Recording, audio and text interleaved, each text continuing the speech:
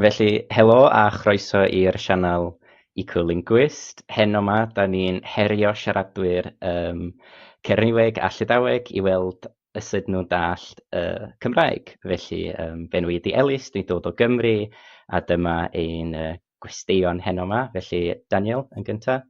Ja, salut Donol. Me zo mein Daniel, me zo chom ba Bretagne, ba Breir, a me zo chom en Orient, me zo kelener ar bronek, a me gar bras deskain ar langage, je tu. A Dan. Lwana ddew Dan Croes o fi, thar fi clapio cornwg, bys nago ma cerno o hynny, bys ma meir gwetha yn cerno. Them. Felly, na ni, dwi'n mynd i egluro gair a mae rhaid i'r ddau yma trio dallt be dwi wedi ei esbonio neu egluro neu disgrifio. Felly, dyma'r gair cyntaf. Felly, sylwedd sy'n cael ei gynhyrchu wrth losgi rhywbeth. Mae'n gymysgedd o nwyon fel carbon monocsid a deuocsid, lludw heb ei losgi'n llawn ac anwedd dŵr. Dyma'r hyn sy'n lladd y rhan fwyaf o bobl mewn achos o dan. Felly mi allai ddarllen eto, os ydy hwnna'n helpu. Ie, mae'r plig. Yn arafach. Ja, mae'r plis gynnal. Llai cyflym yn arafach. Ie. Felly, sylwedd sy'n cael ei gynhyrchu wrth losgi rhywbeth. Mae'n gymysgedd o nwyon fel carbon monocsid a deuocsid, lludw heb ei losgi'n llawn ac anwedd dŵr. Dyma'r hyn sy'n lladd y rhan fwyaf o bobl mewn achos o dan. So mi gyfeddys het via oes tan y lesgi, ha edgy martesan a draw the gas, a draw the as. Bod y peth yw... Yn union, ie. Union, okay. Het fi yn ger ar ag fi celli. Ar ger o zo'n dra fi loschke den tan. Ag efe loschke den tan. Ag efe loschke den... Nid rhywbeth da ni'n ei losgi, ond rhywbeth sy'n dod allan, neu sydd yn dod allan pan da ni'n llosgi rhywbeth. Felly, nid tanwedd, nid pren, nid petrol, na ddim byd fel na. Dwi'n meddwl am y nwy sy'n dod oddi ar y tân. Da ni ddim eisiau anadlu hyn. Mae anadlu hyn yn ddrwg iawn i ni. Yw hedyn gas newydd, wdja i ddylesgu? Da ni ddim yn llosgi hyn, mae'n dod allan pan da ni'n llosgi rhywbeth arall. So, mae fe tos... Mae'n nwy di sydd yn dod allan wrth losgi rhywbeth. Yw hedyn cefys yn dor, yw reis cledda yn dor ragtha, y cawys yn stoff ma. Dwi ddim yn deall dy gwestiwn. Prydde. Thiwn yn peth yw cefys yn dor, yn tir, dadn yn tir yn dor. Yw hedyn y peth yn parna? Na. Felly, da ni'n cynnau tân, da ni'n dechrau tân, fel bod ni'n gallu aros yn gynnas. Ac o'r tân, mae pethau yn dod allan. Un o'r pethau yma ydy gwres, ond mae yna un peth da ni ddim yn licio, da ni ddim yn hoffi fo, a dyma'r gair yma. Mae'n dod allan, mae'n codi o'r tân, a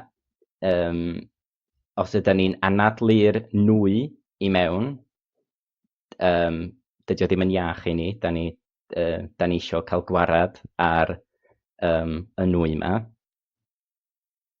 So gyda ia pan est nella? Pan est i anella ef. Pan est yr ebyn ten. Pan est yr sedd yr Felly, ebyn ten. Mir is o'r ten. Ha gwrra hedna.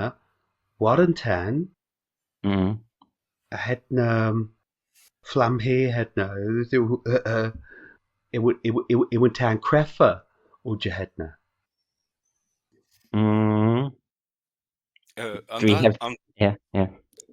Elis, andrasa zo deur pe an dra. Also an dra so... Mae'n nwy, felly Yeah. peth, ella. Mae'n ddi iawn. Ie, mae'n ddi. Diw. Yder gwydn. Diw. Ie, yn union. Felly mae'n ddi, a mae'n dod o dan. Felly, nwy. Y nwy sy'n codi o dan. Yeah. Dyna fi cyfeddys. Delgleisiaf. Nag o Mazir. Felly, mae gennym ni un syniad, mae gan Dan syniad, ond Daniel, oes gen ti syniad? Hag eid kaout andrasa e mare der lakat en tan, eid kaout andrasa e mare der lakat en tan. Nid coed, nid Okay. tanwedd, nid rhywbeth da ni'n bwydo'r tân efo fo, ond beth sy'n dod allan o'r tân ar ôl i ni losgi pethau. Nwy. Felly, ydyn ni eisiau symud ymlaen?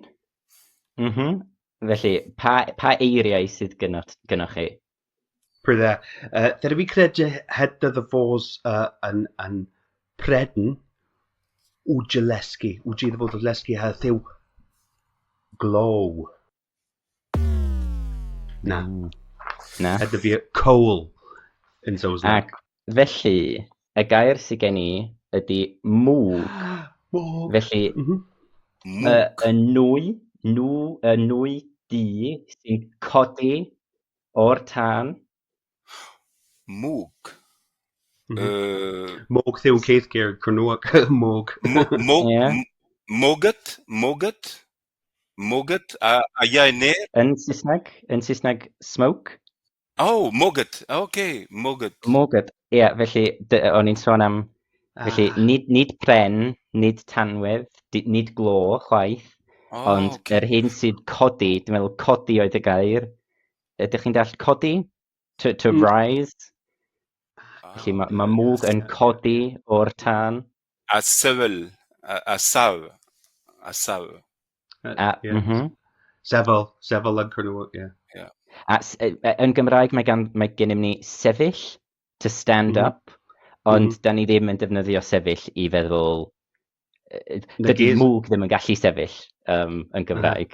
It doesn't make sense. Mae rhaid cael coesa i sefyll. Nag is gair codi yn Cornwag. Nag is gair... does dim gair codi. Nid ag i fi cyfeddys. Dyna fi credu hedda dy fos codda ddiw yn contrary. Ddiw yn contrary. Ddiw codda yw ffôl. Yn Cymraeg ydy cwmpo. Ond syrthio neu disgyn, swn i'n deud fel arfer, ydy to go down. Felly gair rhif 2, yr ail air. Cireg. Felly, llais bach yn eich pen ydy hyn, sy'n eich annog i wneud y pethau iawn. Allwn ni ddim ei reoli, ac yn aml, mae'n ein brathu, nes ein bod yn cyfaddef neu'n ymddiheuro. Edda fi o pergalus. Tablen tamar pleg. Tabs y gerra. Hwn oedd fy ngair anodda. Mae rhaid i mi gyfadda. Felly, o'r dechrau. Llais bach yn eich pen ydy hyn, sy'n eich annog i wneud y pethau iawn. Allwn ni ddim ei reoli, ac yn aml, mae'n ein brathu nes ein bod yn cyfaddef neu'n ymddiheirio. Na'r i fi cyfeddys yn secwn trefys rhag fi y peth gyda'r reception lafar hedno wedd mae'r pleg. Allwn ni ddim ei reoli, ac yn aml, mae'n ein brathu nes ein bod yn cyfaddef neu'n ymddiheuro. Felly, yn y dechrau, llais bach, dyna'r hint symlaf, dwi'n meddwl. Llais bach yn eich pen. Things based as minis. Wrth y bedyn. Et yn flew. Nid anifail, na. Mae'n rhan o'r bersonoliaeth mewn ffordd. Mae'n y ffordd da ni'n meddwl, da ni'n meddwl, ond dydy o ddim yn actif. Mae'n rhywbeth yno ni. Mesocolet.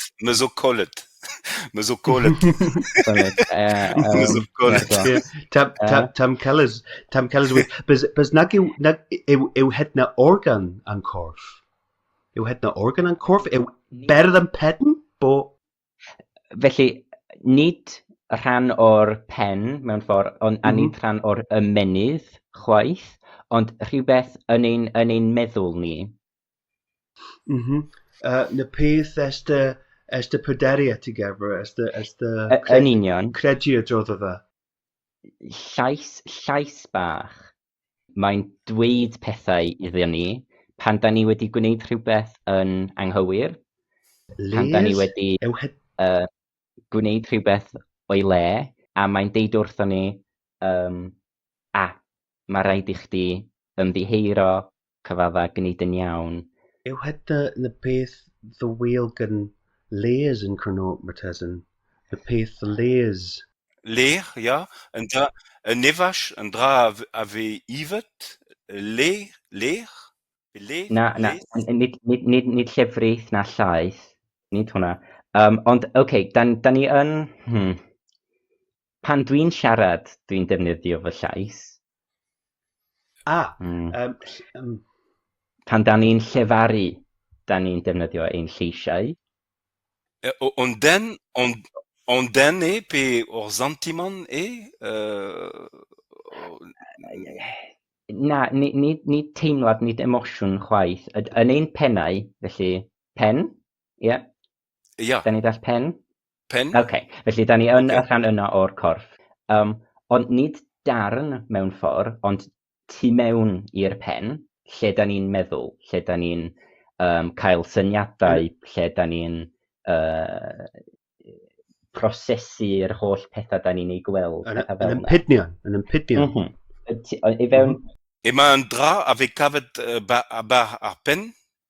Ar pen? E fe cafod a bar ar pen? A bar? E bars ar pen? Tu fewn i, llais ydy'r problem, dwi'n meddwl. Felly, pan da ni wedi gwneud rhywbeth yn anghywir, pan da ni wedi gwneud rhywbeth drwg. Drwg? Drwg. A mae'r llais yn ein pennau ni yn dweud wrtho ni, mae rhaid cyfadda, mae rhaid ymddiheuro. Brythonic cyfeisiad ag yn fedders.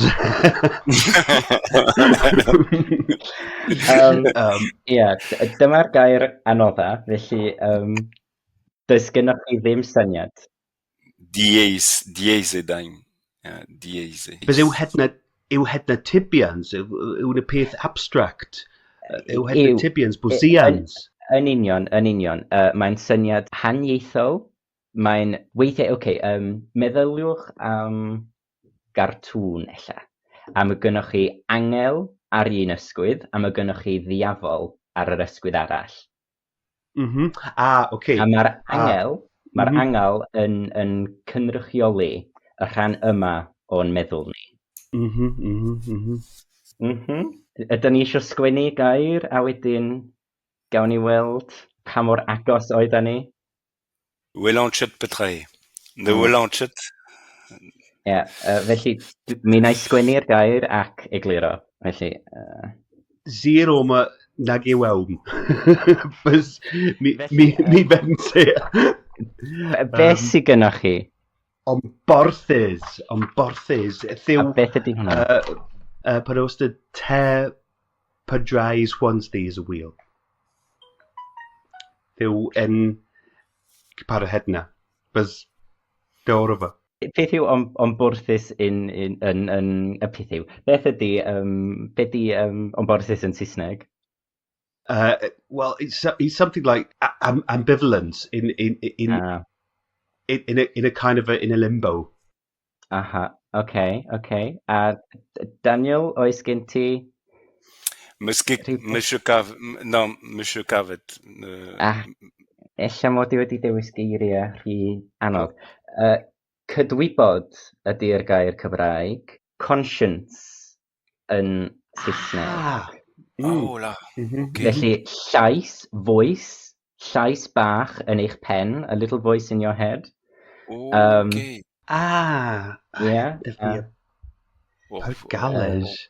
Ie, dewis anodd. Hwna oedd y dewis anodda, felly mae'r gair nesa'n haws, gobeithio. Co-judges. In Breton, conscience. Conscience. Co-judges, but at least like all in the plural co-judges. Mae gennych chi lluosog yn Gerniweg ar gyfer... That fi credu hyd the ddwrton Latin. Which isn't that fi credu hyd the vos cavitatis, the basically the hollow in the head. It's you fill it with consciousness. Causes co-jejo. Dan, penos velaret genorui?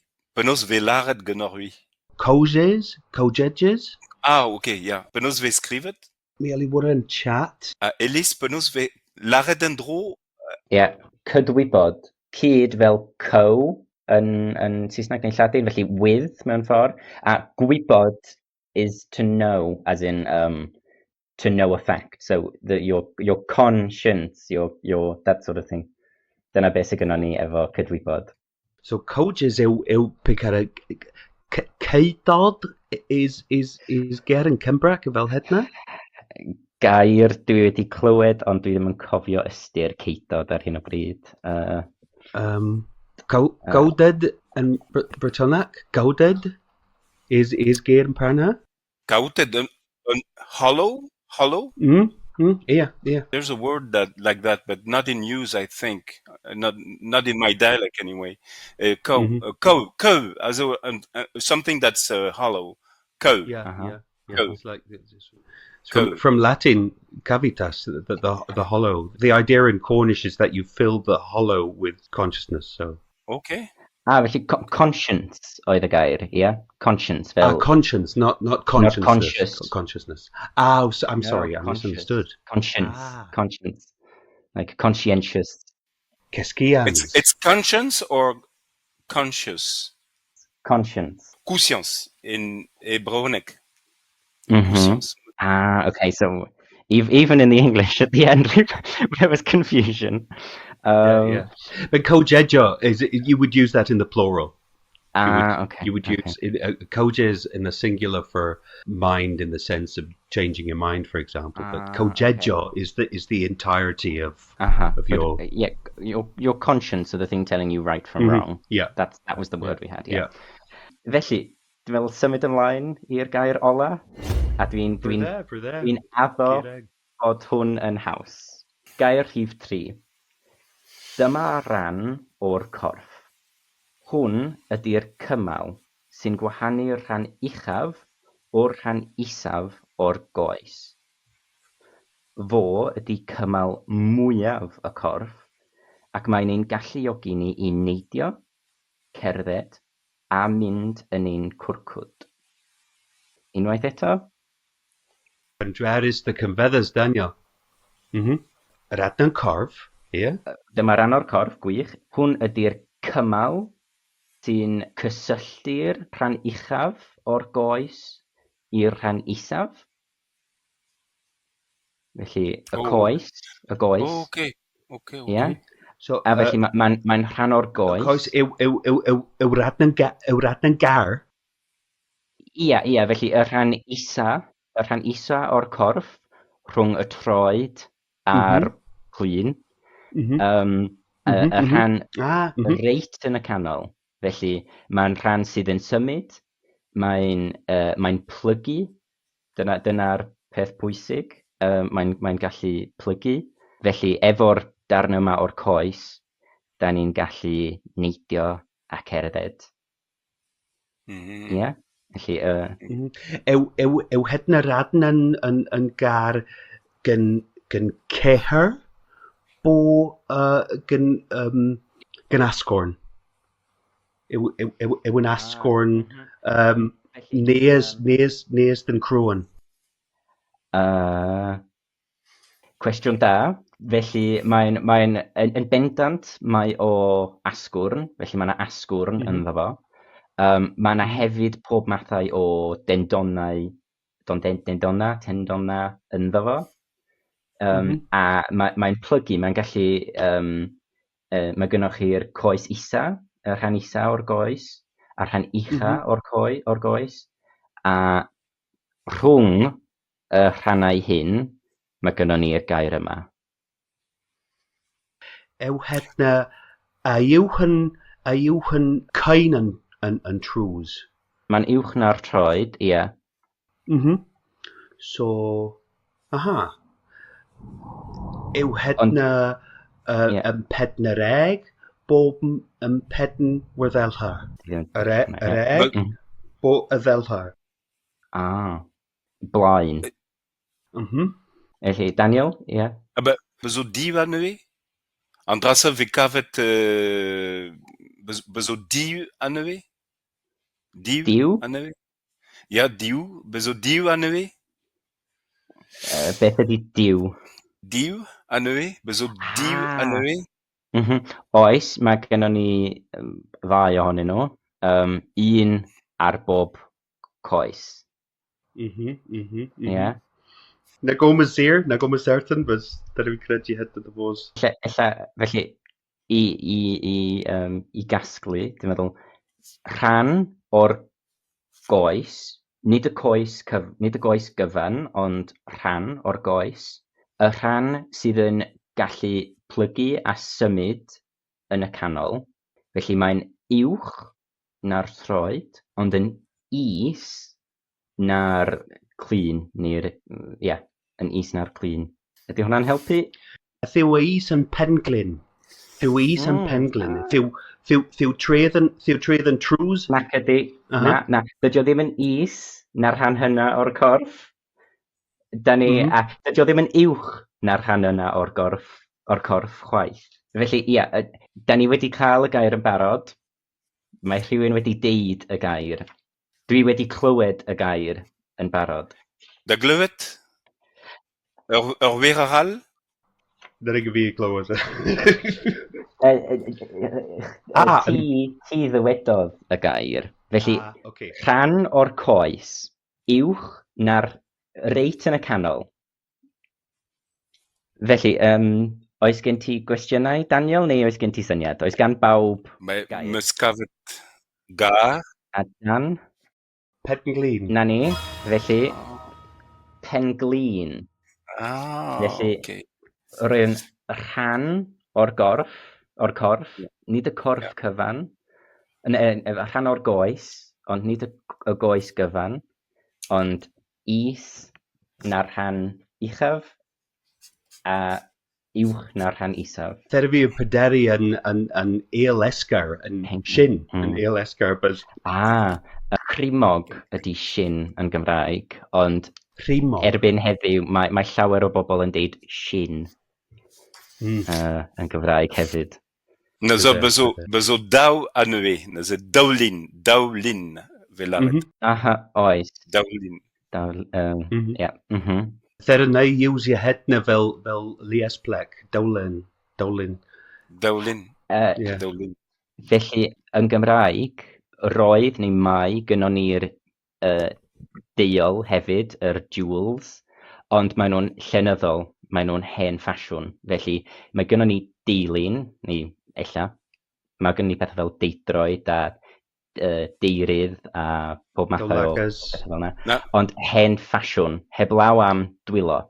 da ni'n dal I ddeud dwylo, ond penaglunia swn i'n deud ar gyfer. Penclinia? Penaclinia? Penaglunia, felly. Andrasa zo liester. Liester Dyna plural. mwy nag un, yeah. Okay.